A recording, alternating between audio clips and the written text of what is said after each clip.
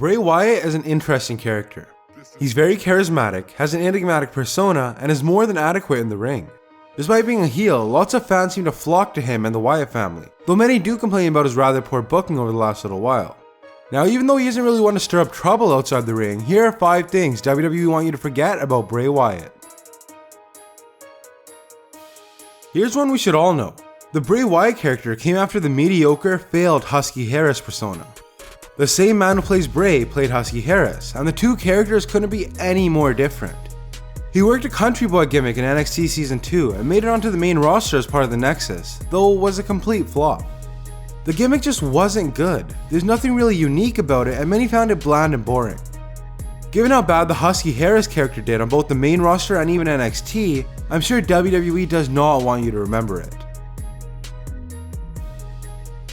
Though Husky Harris wasn't the best in-ring worker, Bray Wyatt is much improved.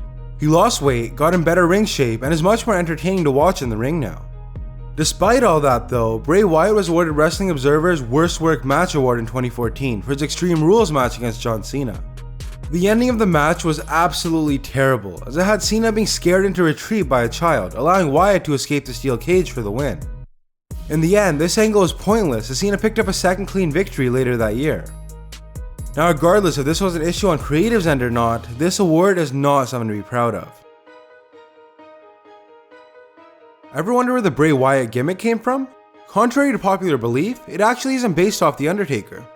Though Bray did create the persona himself and present it to WWE, he was inspired by a wrestler under the name Waylon Mercy. Mercy and Wyatt knew each other through the WWE Performance Center, and Wyatt revealed that he got the idea from Mercy. See, Waylon Mercy also rocked Hawaiian shirts and white pants, an extremely similar look to that of Bray Wyatt's. Wyatt used this while also taking inspiration from horror films and Charles Manson interviews to create his own persona. Though it's clear Bray didn't rip off the idea, WWE would prefer people not knowing gimmicks are often recycled over the years.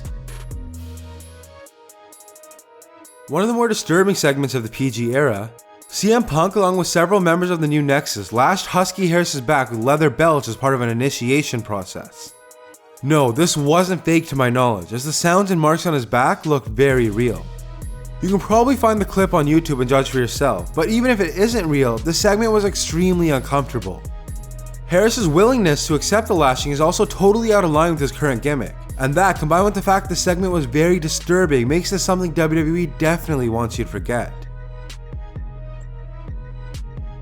Speaking of his current gimmick, Bray Wyatt has quite the peculiarity in today's WWE.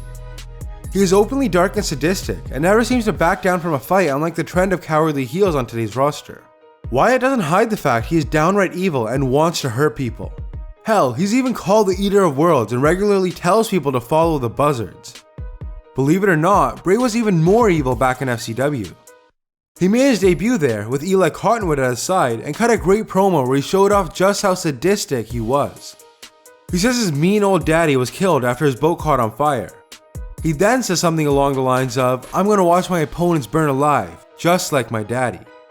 This dude was straight up scary, and although this would have been an awesome route for the character, it's the polar opposite of what today's WWE is going for, which is why he had to be toned down for the main roster. And those are 5 things WWE want you to forget about Bray Wyatt. I hope you enjoyed the video, and if you did, maybe leave a like and consider subscribing.